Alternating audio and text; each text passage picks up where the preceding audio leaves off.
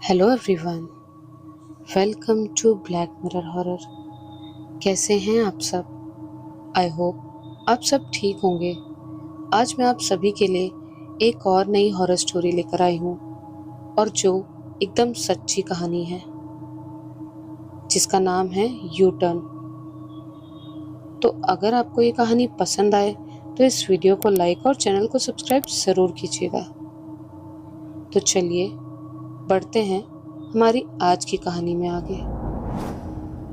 कभी कभी हम निकलते हैं अपनों से अपनी खुशी बांटने के लिए, लेकिन हमारी जिंदगी कोई और ही मोड़ ले लेती है। ऐसी ही एक और सच्ची घटना आपके साथ शेयर करने जा रही हूँ, जो हमने एक परिवार की मुंह जुबानी सुनी है। पोरबंदर से 40 किलोमीटर दूर एक यू टर्न आता है और वहाँ के बारे में हजारों बातें फैली हैं। कई सारे लोगों की जान जा चुकी है, एक्सीडेंट्स हुए हैं और कईयों ने इस नेशनल हाईवे पर एक आत्मा को देखा है। आज आपके लिए ये एक और सच्ची हॉरर कहानी लेकर आई हूँ, जिसे सुनकर आपके दिल की धड़कन तेज हो या ना हो, लेकिन आप अगर इन बातों पर यकीन ना भी करते हो तो भी शायद करने लगेंगे। 18 साल पहले की बात है, 15 जून 2008 को, जब जतिन और उसका परिवार एक तूफान गाड़ी लेकर राजकोट एक शादी के फंक्शन में जा रहे थे। शाम के 6 बजे गेट पर तूफान तैयार खड़ी थी और पूरी फैमिली सामान पैक करके गाड़ी लेकर निकल पड़ी। करीब 7 बजे गाड़ी में जतिन का परिवार था, उसकी पत्नी, छोटा बेटा और बड़ी बेटी, जो कि गाड़ी में पीछे बैठे थे। साथ ही जतिन के साले की बीवी, 2 साले, उनके बच्चे और एक दोस्त गाड़ी में थे। ये बात उस जमाने की है दोस्तों, जब तूफान भारत में एक ऐसी गाड़ी थी जो बड़ी फैमिलीज की पहली पसंद थी। कुल मिलाकर 14 लोग गाड़ी में जा रहे थे और ड्राइवर गाड़ी चला रहा था। उस टाइम तक ट्रैवल करना जतिन और उसके परिवार के लिए बड़ी बात थी। वो पहली बार शहर के बाहर जा रहे थे, किसी बड़ी गाड़ी में। ड्राइवर की बाजू वाली सीट पर जतिन अपने 10 साल के बेटे को गोद में लेकर बैठा था। ड्राइवर ने बात शुरू की। क्या जतिन भाई, और बताइए, आप पहली बार राजकोट जा रहे हैं ना?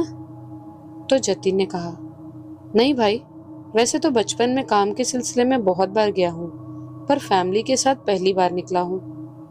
ड्राइवर सुनील ने कहा, आपने यूटर्न के बारे में तो सुना होगा ना? यूटर्न सुना तो है, लेकिन एग्जैक्ट जगह कौन सी है पता नहीं।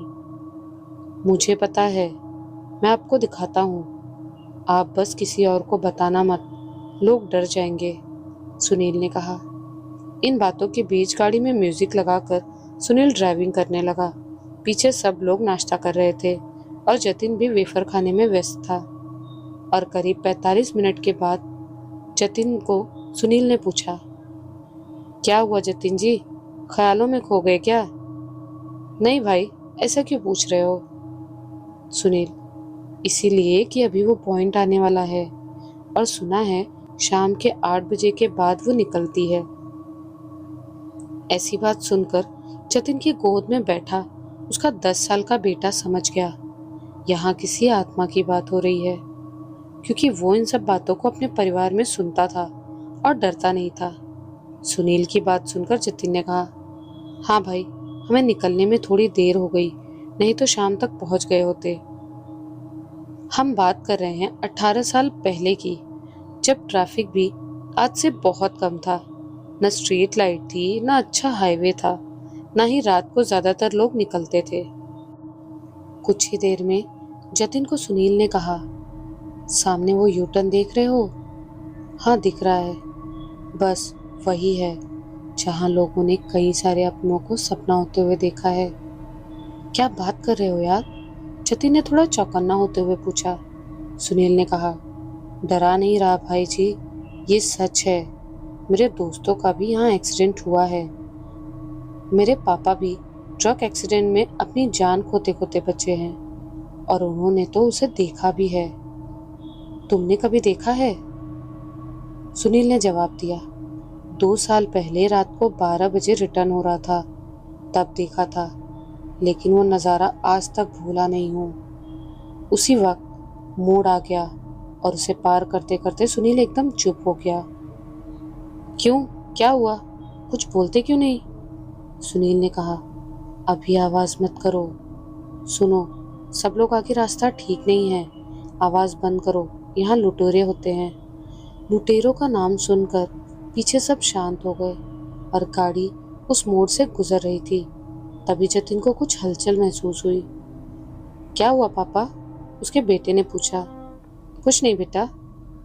जतिन मन ही मन सोच रहा था कि क्या इस गाड़ी को जो झटका महसूस हुआ वो मेरा वहम था या सबने महसूस किया। उसने सुनील के सामने कहा, लेकिन सुनील ने इशारा किया कि बाद में बताता हूँ। यूटर्न से 5 किलोमीटर आगे निकलते ही सुनील ने कहा, क्या हुआ जतिन भाई, कुछ महसूस हुआ क्या? जतिन ने कहा, हाँ भाई, वहां तो रोड ठीक था, तो गाड़ी को क्या हुआ? ये वही थी, शायद हम उसके जागने से पहले निकल लिए, सुनील ने जवाब दिया। इसी बात को डिस्कस करते करते वो राजकोट पहुंच गए। 2 दिनों का फंक्शन था और तीसरे दिन उनको दोपहर के 2 बजे ही निकल जाना था, लेकिन रिश्तेदारों ने उन्हें 4 बजे तक निकलने नहीं दिया। और उधर सुनील डरा हुआ था, टेंशन में था कि लेट हो गए तो अच्छा नहीं होगा। उसने जतिन को कहा, भाई जल्दी करो, नहीं तो हमारे लिए बुरा होगा। जतिन ने कहा, अच्छा तो यू टर्न के लिए बोल रहा है? हाँ भाई, 9 बजे से पहले वहां से निकल जाना है। लेकिन रिश्तेदारों ने फिर भी लेट करवा दिया और संडे का दिन था, तो जतिन ने कहा, कोई नहीं भाई, चिंता मत कर, आज ट्रैफिक नहीं होगा, संडे है, तो तू गाड़ी थोड़ा फास्ट चला लेना। सुनील मन ही मन गाली दे रहा था कि यहाँ से 3 घंटे का रास्ता है यू टर्न का, और तुम्हें लगता है गाड़ी तेज चलाकर हम निकल जाएंगे? करीब 7 बजे वो निकले और सुनील बिल्कुल ही गाड़ी चलाने की इच्छा खो चुका था। हे भगवान, अब क्या होगा, इनके साथ मुझे भी जाना पड़ेगा, सुनील मन ही मन सोच रहा था। उसने जतिन को वार्न किया कि भाई ये गलती कर रहे हैं, हमें इतनी देर वहां नहीं लगानी चाहिए थी। राजकोट क्रॉस करते करते ही उनको 9 बज गए और सुनील अपना धैर्य बिल्कुल खो चुका था। लेकिन उसे पता था उतने लोगों को गाड़ी में ले जाना है। वो बिना बात किए गाड़ी चला रहा था। पीछे आधे लोग सो गए थे फंक्शन की थकान की वजह से, और आधे बातें कर रहे थे। जतिन का बेटा रोड पर सब कुछ देखे जा रहा था। जतिन बोला, अरे भाई थोड़ा हंस भी ले, कुछ नहीं होगा, निकल जाएंगे, तू टेंशन मत ले। अरे यार टेंशन तो होगी ना, तुम जानते हो अब लगभग 12 बज जाएंगे उस जगह पहुंचते पहुंचते। मुझे अपने पुराने दिनों की याद आ रही है। जतिन ने कहा, भाई तू ज्यादा सोच मत, मैं तेरे साथ हूँ, देख सब सो रहे हैं, कुछ लोग जाग रहे हैं, हम बातें करते करते जाएंगे। करीब 1.5 घंटे बाद गाड़ी रुकने लगी। सुनील की आंखें फट गई। जतिन ने कहा, क्या हुआ? सब जाग गए। अरे पंक्चर हो गया। अभी इस जगह पंक्चर? रात के 10:30 बजे हैं, पीछे से जतिन की बीवी बोली। सुनील ने कहा, भाभी जी उतरना होगा सबको, यहाँ पास में एक मैकेनिक हुआ करता था, वहां जाना पड़ेगा गाड़ी लेकर। अरे अरे, इतनी रात हम कहाँ जाएंगे, गाड़ी ऐसे ही वहां ले लो। कोई उतरने को राजी नहीं हुआ तो सुनील गाड़ी चलाता रहा और मैकेनिक तक पहुंच गए। वहां जाकर मैकेनिक ने कहा, साहब ये क्या किया गाड़ी का, पंक्चर के साथ चलाइए क्या, पूरा ट्यूब फटा हुआ है। सुनील, हाँ भाई, रात को किसी को कहाँ उतारते, मैकेनिक ने जवाब दिया। अब तो मुझे घर जाकर आपके लिए नया ट्यूब लाना पड़ेगा। सुनील टेंशन में आ गया। अरे भाई, जो हो सके करो, जल्दी करो, हमें पोरबंदर पहुंचना है।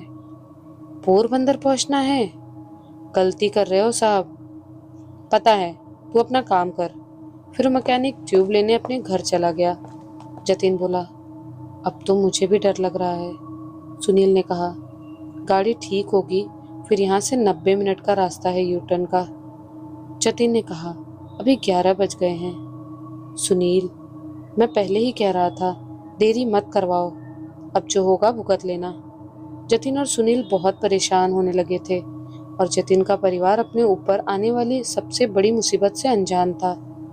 करीब 11:30 बजे मैकेनिक आया और उसको डांटते हुए सुनील ने बोला, इतनी देर लगती है, मैकेनिक ने कहा। अब मैं समझ गया आपको किस बात का गुस्सा है, लेकिन मैं हवाई जहाज लेकर तो नहीं गया था। फिर सुनील ने और जतिन ने उसका हाथ बटाना सही समझा जल्दी जाने के लिए। ट्यूब बदलते हुए मैकेनिक बोला, सुनील भाई, यू टर्न लोगे रात को 2 बजे। सुनील गुस्सा हो गया। अपना काम कर तू, बहुत मजे ले रहा है। फिर गाड़ी रिपेयर करके वो लोग निकले और रात के 12:30 हो चुके थे।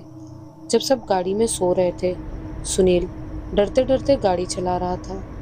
जतिन ने पूछा, धीमा क्यों कर दिया? सुनील ने कहा, अब तेज नहीं चलानी चाहिए, मेरे पैर कांप रहे हैं। वो लोग बातें करते करते यूटर्न के पास पहुंचने वाले थे कि रास्ते में बारिश शुरू हो गई। सुनील परेशान हो गया। अब ये एक और मुसीबत, गुस्से में बोला। फिर गाड़ी का वाइपर चालू करके गाड़ी चलाने लगा। पीछे बस 1-2 लोग जाग रहे थे और 1:45 बज चुके थे। जतिन ने बोला, बेटा तू सो जा। उसके बेटे ने कहा, नहीं पापा, मुझे नींद नहीं आ रही। सुनील, अब बस 5 मिनट शांति रहो तो हम आराम से निकल जाएंगे। यूटर्न आते ही उसके हाथों से स्टीयरिंग व्हील थोड़ा भटकने लगा। जतिन ने पूछा, ये क्या हो रहा है? ये वही है, आज मुझसे गाड़ी नहीं संभल रही। बहुत तेज गड्ढे महसूस होने लगे। गाड़ी थोड़ा इधर उधर हुई, लेकिन रास्ता आगे सुधर गया तो सुनील ने स्पीड बढ़ा दी। जतिन ने कहा, हम 80 की स्पीड से जा रहे हैं। सुनील, चुप रहो। उसी वक्त चालू बारिश में एक औरत जतिन की साइड वाली विंडो से गाड़ी के लेफ्ट से रास्ते से करीब 3-4 फीट ऊपर हवा में फ्लोट करती हुई गाड़ी के सामने देखती हुई नजरें दूसरी ओर करके गाड़ी की स्पीड से उसके साथ चलने लगी। वो बस चल रही थी। गाड़ी 80 की स्पीड से जा रही थी। सुनील उसको देखकर दंग रह गया, मानो वो पत्थर हो गया हो। जतिन और उसके बेटे ने भी उसे गाड़ी के साथ चलते हुए देखा और सुनील के हाथ पैर सुन्न पड़ गए। जतिन ने सुनील की ओर देखा तो वो काफी मशक्कत के बाद उसे इशारे में बोल पाया कि बाद में। जतिन के मुंह से एक लफ्ज भी नहीं निकला।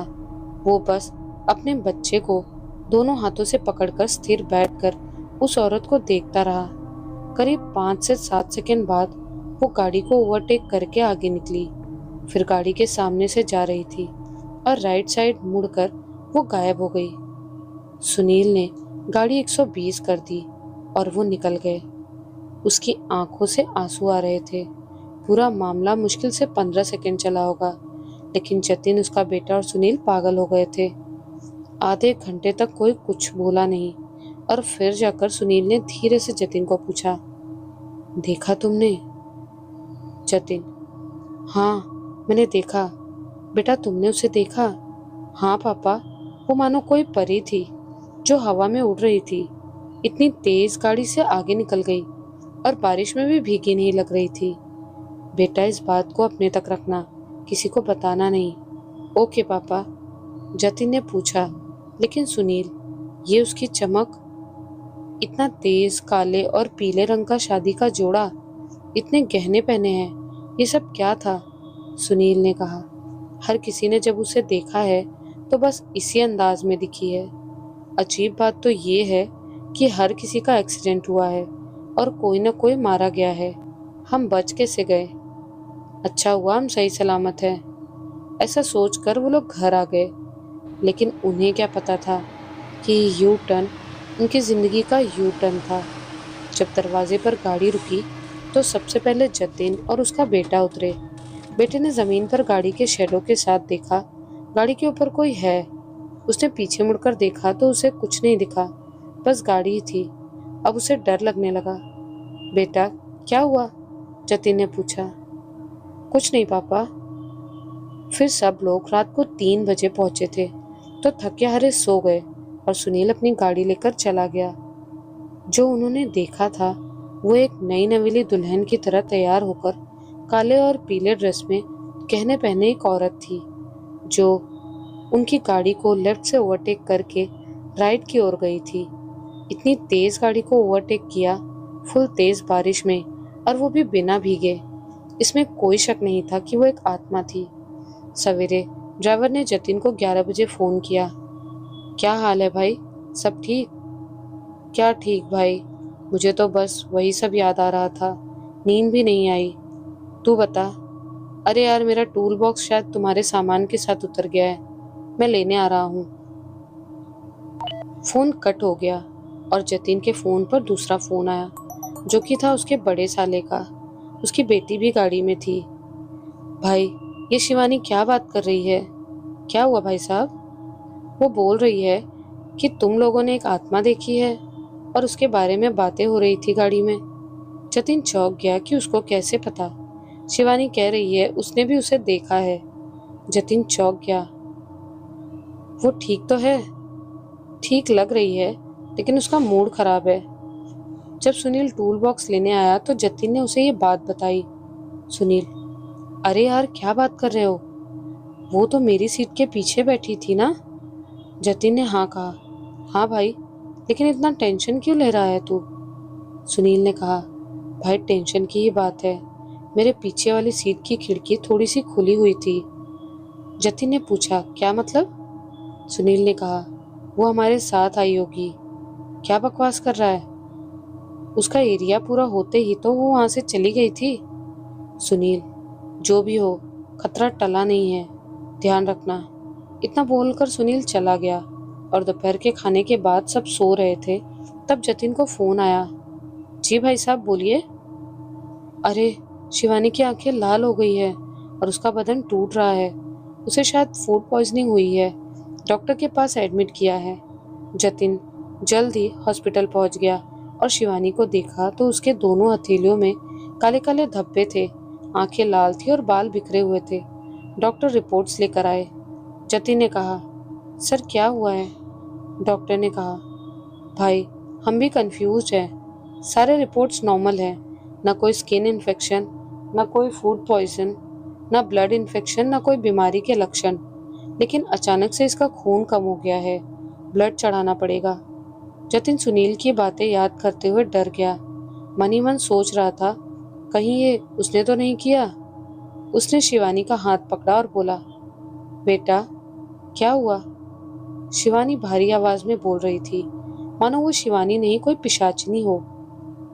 जतिन, कल नजारा देखकर मजा आया था ना? जतिन वहां से उठ खड़ा हुआ और उससे दूर होकर बैठ गया।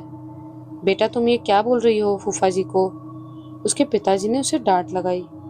शिवानी बोली, मुझे इस हॉस्पिटल से घर जाना है। उसकी माँ ने कहा, बेटा तेरा खून कम हो गया है, चढ़ाने वाले हैं, फिर ले जाएंगे। नहीं, मैं घर जाकर पी लूंगी। ये सब बातें सुनकर सब डर गए। डॉक्टर आए और खून की बोतल चढ़ाकर कहा, अब इसे आराम करने दो। उसकी माँ रोए जा रही थी। चलिए जी, बाहर चलिए। क्या हो गया शिवू को? बाहर जतिन ने कहा। मोटा भाई, क्या थोड़ी देर मेरे साथ चलेंगे? वो दोनों बाहर निकले और जतिन ने पूछा, कब हुआ ये? सुबह उठते ही उसकी आंखें लाल थी। जतिन ने पूरी बात उसे बताई कि क्या हुआ और शिवानी के पिताजी रमेश भाई रोने लगे। कहीं वो डायन मेरी बेटी के अंदर तो नहीं? जतिन ने कहा, इसी बात से मेरा दिल घबरा रहा है। उसे समझ नहीं आ रहा था कि क्या करे, तो उसने सुनील को फोन करके बताया। उल्टा सुनील अपनी सुनाने लगा कि मेरी गाड़ी में भी वो बैठी होगी। मुझे अब गाड़ी से भी डर लग रहा है। सुबह से उस कांच को ऊंचा करने की कोशिश करे जा रहा हूँ, कुछ नहीं हो रहा। सब टेंशन में आ गए। शिवानी को बेहोशी का इंजेक्शन दे दिया गया ताकि वो बातें ना करे। डॉक्टर ने कहा, लगता है उसके दिमाग में बुखार चढ़ गया है, नए रिपोर्ट्स करने पड़ेंगे। अभी उसे सोने दीजिए और खून की बोतल पूरी होने दीजिए। जतिन आया और सबको कहा, देखिए बात घबराने वाली है, आप में से कोई अभी उसके पास मत जाना। और उसकी बात सुनकर शिवानी के माँ बाप रोने लगे। तो जतिन ने कहा, मोटा भाई भाभी, आप दोनों प्लीज शांत रहिए। कुछ समय बीता, खून की बोतल पूरी हुई। शिवानी नॉर्मल दिखाई दे रही थी तो डॉक्टर ने दवाई देकर उसे घर भेज दिया। घर पर शिवानी और उसके मम्मी पापा थे, साथ में उसका छोटा भाई और चाचा का परिवार था। जतिन, उसके बच्चे और पत्नी उसकी तबीयत देखने शाम को गए। बहन, तुम जतिन और बच्चे आज यहीं खाना खाकर जाना, सब साथ रहेंगे तो अच्छा लगेगा। शिवानी किसी से बात करने में इंटरेस्टेड नहीं थी, लेकिन वो जतिन को ही देखे जा रही थी। तो जतिन को थोड़ा डर लगने लगा। उसने उससे पूछा, बेटा अब कैसा लग रहा है? मुझे अब खून नहीं पीना, मुझे अब खाना भी खाना है। ऐसा बोलकर मोटी आंखें करके उसने जतिन का हाथ पकड़ लिया और जतिन ने झटका देकर छुड़ा लिया। जतिन घबराकर बाहर आ गया और नीचे से देखा तो बालकनी में शिवानी खुले बालों के साथ खड़ी थी। जतिन को कंफर्म हो गया कि उसके अंदर चुड़ैल आ चुकी है। वो बाइक लेकर सुनील के पास गया। सुनील यार, वो शिवानी के अंदर है। सुनील भी डरा हुआ था। भाई मैं नहीं जानता क्या होगा, लेकिन ना तुम लोगों को उसके साथ रहना चाहिए, न उसे अकेले छोड़ना चाहिए। उसी वक्त उसकी गाड़ी का कांच टूट जाता है और जोर से आवाज आती है। दोनों डरते हुए बाहर आकर देखते हैं। ये वही खिड़की थी जिसको सुबह से सुनील बंद करने की कोशिश कर रहा था। गाड़ी का गियर अपने आप हिल रहा था। ये देखकर दोनों घबरा गए। जतिन ने बाइक चालू की और सुनील भी उसके साथ बाइक पर बैठ गया। दोनों जाने लगे और बाइक पर सुनील ने कहा, मैं आज रात अपने घर अकेले नहीं रहने वाला भाई, तुम्हारे साथ ही आऊंगा। दोनों शिवानी के घर पहुंचे। सब खाना खाने बैठने की तैयारियों में थे। शिवानी हॉल के बेड पर बैठी बैठी अपने हाथों को देख रही थी। जतिन ने सुनील को इशारा किया, देखी तुमने शिवानी की हालत? दोनों दूर से उसको देखने लगे। सब लोग उसे देखकर डर रहे थे, लेकिन उससे बातें करने की कोशिशें कर रहे थे। शिवानी की माँ खाने की डिश उसे बेड पर देती है। शिवानी दोनों हाथों से खाने लगती है। ये देखकर उसकी माँ और पिताजी दोनों रोने लगते हैं। जतिन उन्हें इशारों में समझाता है, हम कुछ इंतजाम करते हैं इसका। सब खाना खा रहे थे। अचानक से शिवानी ने खाने की प्लेट को हवा में उछाल दिया और सबके ऊपर खाना गिर गया। उसकी आवाज बदल गई, आंखें फिर से लाल हो गई और बोली, तुम लोग ये क्या खिला रहे हो मुझे? मुझे खून पीना है। सब उठकर इधर उधर भागने लगे और एक कोने में बैठ गए उसके सामने। शिवानी पागलों वाली हरकतें करने लगी बेड पर बैठी बैठे। अरे तुम लोग डरते हो? कल बारिश में तो मजा आ रहा था, देखो तुम्हारे ऊपर चुड़ैल बैठी है। सबने ऊपर देखा तो शिवानी चिल्लाई, क्या बेवकूफों जैसी हरकतें कर रहे हो? मैं यहाँ हूँ। जतिन ने हिम्मत करके पूछा, कौन हो तुम? मैं शिवानी नहीं हूँ, मुझे खाना चाहिए। लेकिन कौन हो तुम? शिवानी के पिताजी ने पूछा, क्यों मेरी बेटी को परेशान कर रही हो? मैं तो तुम लोगों को परेशान कर रही हूँ, शिवानी को तो अभी तक कहाँ परेशान किया है। उसकी माँ ने कहा, छोड़ दे मेरी बेटी को, क्या चाहिए तुझे? नहीं, मुझे उस लड़की का शरीर चाहिए, मैं तुम सबको मार डालूंगी। ऐसा बोलकर वो शिवानी के शरीर को उसी के हाथों से नोचने लगी।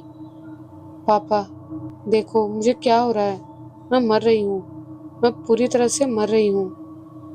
पापा मुझे दर्द हो रहा है, मैं मर रही हूँ। शिवानी बेहोश हो गई और उसके माँ पापा उसकी ओर दौड़ पड़े तो शिवानी बड़बड़ाने लगी, मुझे दर्द हो रहा है, क्या हो रहा है? उसके पिताजी राजी हो गए कि चलो ये होश में आने लगी, लेकिन ऊपर के फ्लोर से आवाजें आने लगी। कोई रूम में जोर जोर से कूद रहा था, बर्तन की आवाज आ रही थी। जतिन, सुनील और शिवानी के पिताजी ने ऊपर जाने का रास्ता बंद कर दिया और डोर लॉक करके सब शिवानी के पास बैठ गए। वो नींद में बड़बड़ा रही थी। ऐसी भयानक सिचुएशन देखकर सब लोग बहुत डरे हुए और दुखी हो गए। जतिन को मन ही मन एक ख्याल आया कि सुबह का इंतजार करते हैं, सुबह सुरेश भाई के पास जाना होगा। उसने मोटा भाई से कहा, मोटा भाई जरा बाहर आइए, शिवानी के लिए सुबह सुरेश भाई के यहाँ चलते हैं। पूरी रात वो लोग जागते रहे। थोड़ी देर वो औरत शिवानी के अंदर आती। शिवानी कूदती, मस्ती करती, नाचती और फिर उसके अंदर से बाहर निकलकर वो ऊपर के फ्लोर में ये सब करके आवाजें निकालती और ऊपर के फ्लोर से बहुत सारी आवाजें आती। परिवार में बच्चों से लेकर बूढ़ों तक सबको लगा था कि किसी की जान चली जाएगी। और हर कोई पानी तक पीने नहीं उठा। सुबह शिवानी की आंखें नॉर्मल लगी तो उसके कजिन्स उसके पास गए। उसकी मम्मी ने कहा, बेटा अपने भाई बहनों के साथ खेलो थोड़ा। नहीं माँ, मुझे नई सहेली के साथ खेलना है। अभी वो बाहर गई है, अभी आती ही होगी। ऐसा सुनकर उसके भाई बहन उसके पास से भागने लगे। उसकी माँ फिर से रोने लगी और अपने पति से कहा, सुनिए जी, कैसी बातें कर रही है ये पागल लड़की। आज आप कुछ भी करिए, नहीं तो वो हमारी फूल जैसी बच्ची को मार देगी। जतिन, सुनील और शिवानी के पिताजी सुरेश भाई के पास गए, सारी बात बताई और सुरेश भाई ने एक लाल कपड़ा बिछाया, उस पर ज्वार के दाने डाले और कुछ मंत्रों को बोलने लगे और फिर कुछ ही देर में उन्होंने आंखें खोली। भाई जतिन, ये बहुत बड़ा संकट है।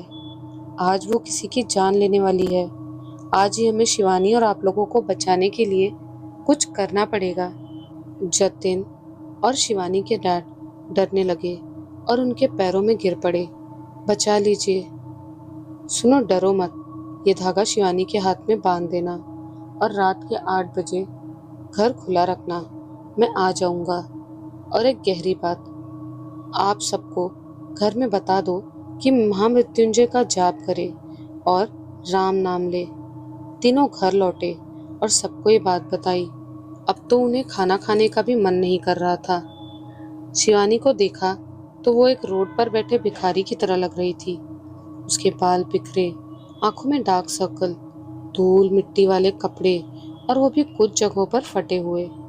सब घड़ी में थोड़ी थोड़ी देर में देखने लगे और 2 बजे सुरेश भाई का फोन आया। जतिन, ये सारी चीजें तैयार रखो, मैं बाकी का सामान लेकर आता हूँ। करीब 7 बजे ही सुरेश भाई आ गए और शिवानी की आंखें भी लाल होने लगी। वो सुरेश को देखकर घुर्राने लगी, जैसे उन्हें मारने की इच्छा रखती हो, लेकिन फिर अपने हाथ में बंधे धागे की तरफ देखती। सुरेश भाई ने उसके बेड के चारों कोनों को जोड़कर एक लाल धागा बांध दिया और उसमें कुछ अजीब अजीब चीजें लगाने लगे, जैसे नींबू, लौंग, लकड़ियां और दूसरी चीजें। ये सब देखकर वो लोग डरने लगे और बच्चे तो जैसे पत्थर की मूर्तियां थी वैसे दिखने लगे। सुनील धीरे से बोला, शायद गाड़ी पंचर ना हुई होती तो हम इस हालत में नहीं होते। सब उसकी ओर देखकर डरने लगे। जतिन ने कहा, चुप हो जा यार, वो भी रो रहा था। जतिन, मुझे मदद चाहिए, सुरेश ने कहा। जी बोलिए। देखो, वो शिवानी के अंदर से हमारी आवाजें सुन सकती है, हमें उससे बात करनी है, वो क्या चाहती है। तुम ये छोटी मशाल जलाकर तैयार रखो। जब जब वो आपे से बाहर निकले तो उसके बालों को इस मशाल से जला देना। जतिन ऐसा सुनते ही सुन्न हो गया। अरे घबराओ मत, शिवानी को कुछ नहीं होगा। फिर उन्होंने शिवानी के बेड को हॉल के बीच खींच लिया और उसके चारों ओर लाल कपड़ा बिछाकर उस पर दानों से कुछ पैटर्न बनाए। शिवानी के अंदर बैठी चुड़ैल ये देखकर गुस्सा हो रही थी, अपने हाथ पैर बेड पर मार रही थी। ये क्या कर रहे हो? सुरेश ने कहा, मैं तुम्हारे सवाल का जवाब दूंगा, लेकिन तुम्हें हम सबको जो भी हम पूछेंगे वो बताना होगा। अरे इससे पहले मैं इस लड़की की जान ले लूंगी। सुरेश, अब तू सुबह तक ऐसा नहीं कर पाएगी। सुन मेरी बात। शिवानी छटपटाने लगी, सब रोने लगे, लेकिन सुरेश ने कहा, शांत रहो सब, जाने दो मुझे, छोड़ दो। सुरेश ने कहा, अपना नाम बता। नहीं बताऊंगी। बता दे, हम तेरी मदद करेंगे।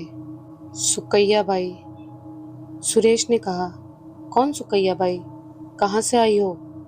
उसको बातों में उलझाकर सुरेश ने एक नारियल पर काले पाउडर में पानी मिलाकर उसका नाम लिख दिया और काले कपड़े से नारियल को लपेटकर उस पर काला धागा लगा दिया और उस नारियल पर पानी डाला। शिवानी के हाथ सुन्न पड़ गए। ये तुम क्या कर रहे हो? मुझे बस में करने की कोशिश नहीं, मैं बस तुम्हें मुझसे और तुझसे शिवानी को बचाने की कोशिश कर रहा हूँ। तू बचाएगा इस लड़की को जिसने खुद मुझे अपने अंदर आने दिया। ऐसा सुनकर सब चौंक गए। सुरेश भी हैरान था कि खुद आने दिया मतलब? इस लड़की ने मुझे देखकर खिड़की खोली और मेरी आंखों में देखा। सुरेश ने कहा, आंखों में देखा तो क्या हो गया? तूने क्यों इस परिवार को परेशान किया? सिर्फ आंखों में नहीं देखा, मुझे देखकर बोला, वाह क्या जादू है, मुझे आपसे मिलना है। अब ये बात सुनकर सब डर गए कि शिवानी ने ही उसे बुलाया था। सुरेश ने पूछा, अब इसे छोड़ने के लिए तू क्या चाहती है? मुझे 50 सालों पहले मार कर दफना दिया गया है, तब से मैं भटक रही हूँ। किसी ने मुझे दया की नज़र से नहीं देखा। इस लड़की ने मुझे प्यार दिया, अपने शरीर में जगह दी, और तू उसे ही मार देना चाहती है? उसी वक्त ऊपर के फ्लोर पर बर्तन गिरने लगे। कुछ नीचे भी गिरे और कुछ उड़कर जतिन और सुरेश को भी लगे। सुरेश ने नारियल के ऊपर एक कील लगा दी और फिर मंत्र पढ़ने लगा। क्या हुआ था तेरे साथ और हमसे क्या चाहती है? मेरी आत्मा 50 सालों से भटक रही है। मुझे अपना जीवन फिर से शुरू करने के लिए एक शरीर चाहिए। अगर मुझे शांति से इसके अंदर रहने दिया तो मैं किसी को कुछ नहीं करूंगी। सुरेश ने कहा, असंभव है, तो मैं इसे मार दूंगी। सुरेश ने नारियल को एक किनारे से जलाया। वो छटपटाने लगी, नहीं नहीं, मुझे आग नहीं पसंद है, छोड़ो उसे। उन पर बर्तन फिर से उड़ने लगे। फिर सुरेश ने कहा, तुझे मुक्त करने में मदद कर सकते हैं, लेकिन बता क्या चाहती है तू? उस मोड़ पर जो रास्ता बना है, वहां से 11 गज दूर मेरा शरीर दफन हुआ है। मुझे उसको जलाना है। फिर शिवानी को छोड़ देगी, नहीं तो मुझे झाड़ फूक करके तुझे तकलीफ देनी पड़ेगी। हाँ ठीक है। तुम्हारे साथ क्या हुआ था? सुरेश ने पूछा। मैंने लुटेरों के विरुद्ध जंग छेड़ी थी। उन्होंने मेरा गला घोटकर मुझे मार दिया और वहीं पर दफना दिया। मेरी शादी को सिर्फ एक दिन ही बाकी था। मुझे वहां से निकलना है। सुरेश ने सबको राजी किया और फिर शिवानी को चलने को कहा। जतिन और सुरेश ने उसे पकड़ा था। सब इतना घबरा रहे थे कि उनको उस दिन विश्वास नहीं हो रहा था कि ये सब हो रहा है। सब गाड़ी में बैठे और शिवानी के साथ ही उस जगह गए। शिवानी ने वो जगह बताई और सब मर्दों ने वहां पर खुदाई की। करीब 12 फीट नीचे जाकर एक कंकाल निकला। उसे देखकर सब रोने लगे और शिवानी के अंदर से वो भी रोने लगी। कंकाल ने वही कपड़े पहने थे जो उनको दिखाई दे रहे थे। उन्होंने वहीं पर 1.5 घंटे की मेहनत के बाद लकड़ियां इकट्ठा की और उसके कंकाल को जलाने की तैयारी की। शिवानी बोली, रुको, मैं ही खुद को जलाऊंगी। फिर उसने अपने कंकाल को जलाया और 1 घंटे में उसकी हड्डियां बिखर जाती हैं। सुरेश ने कहा, जतिन, इसको एक मटके में भर लो और बाद में इसे नदी में बहा देना। सब रात को 3 बजे घर आए और शिवानी के अंदर वो भी आई। मुझे अब जाकर खुशी मिल रही है। सुरेश ने कहा, अब इसे छोड़ दे। उसने मशाल को उसके सर पर लगाया और शिवानी के बाल जलने लगे। फिर वो चिल्लाने लगी, जा रही हूँ, जा रही हूँ। अचानक वो गायब हो गई। फिर सुरेश ने कहा, इस नारियल को चौराहे पर जलाना है और इस बेड में लगे धागे, वो कपड़े और दाने सब जलाना है। उन्होंने सुबह 5 बजे तक सब जलाया। तब तक शिवानी ठीक होने लगी थी। लेकिन दोस्तों, तब की बात है और आज की। शिवानी दूसरे दिन से ही एक मेंटल पेशेंट हो चुकी थी।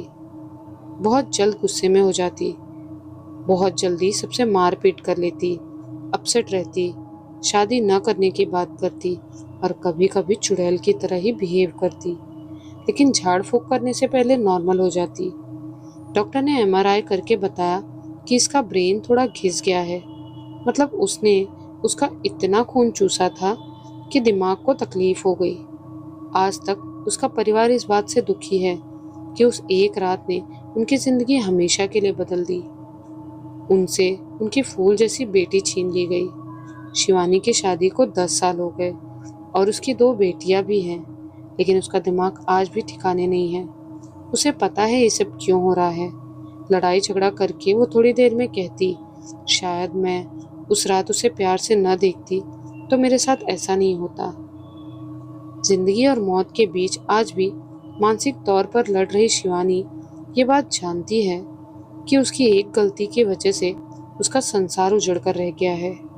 सब उससे हो सके इतना दूर रहते हैं। क्या शिवानी के साथ हुआ उसमें शिवानी की कोई गलती थी? एक मोड़ जहां से यू टर्न लेने की भी जरूरत नहीं, शिवानी की लाइफ का सबसे बड़ा टर्न बन गया। आज भी ये परिवार ये कंफर्म नहीं कर पाया है कि उस औरत ने शिवानी को छोड़ दिया है कि नहीं, क्योंकि जब जब शिवानी का बर्ताव बदलता है वो पहले जैसी होने लगती है, फिर सब उससे दूर भागते हैं तो वो शांत होने लगती है। तो ये थी शिवानी की एक सच्ची, भूतिया और खौफनाक कहानी। आपको ये कहानी कैसी लगी हमें कमेंट्स में ज़रूर बताइएगा। और क्या आप भी शिवानी की तरह कभी ऐसी कोई गलती कर बैठे हैं जिसका खामियाजा आपको उसी की तरह चुकाना पड़ा हो, या कोई ऐसी कहानी जो आप हमारे साथ शेयर करना चाहते हो, अपने रियल हॉरर एक्सपीरियंसेस, तो आप हमें ईमेल कर सकते हो या हमारी इंस्टाग्राम आईडी जो डिस्क्रिप्शन में दी हुई है उस पर भी भेज सकते हो, या फिर आप अपनी स्टोरीज हमें कमेंट्स में भी बता सकते हो। तो मिलती हूँ बहुत जल्द आप सभी से फिर से एक ऐसी ही नई, सच्ची और बहुत ही खौफनाक हॉरर स्टोरी के साथ। तब तक के लिए अपना ख्याल रखिएगा। Bye and take care.